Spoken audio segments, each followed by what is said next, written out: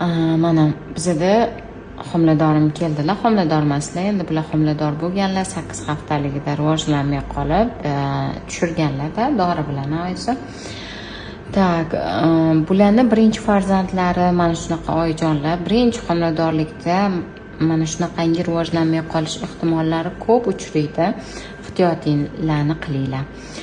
Yana nimani aytmoqchiman? Abort bo'lganinglardan keyin oyijonlar 4-5 kunda qon taqataq to'xtashi kerak. Tushundinglar-a? Keyin jigaring vyutileniya bo'lib kelaversa, sizlarni bezovta qilaversa, bilinglarki, ichida qoldiq qolib ketgan. Bu qoldiqni ginekologlar aytishi mumkin, menstruatsiya kelishini kutasan va u vaqtda tushib ketishi mumkin deb. Odatda qolib ketadi oyijonlar. Odatda ko'pchilikda qolib ketadi. Baribir tozalatishga to'g'ri keladi. Bularda ham xuddi shunaqa holat.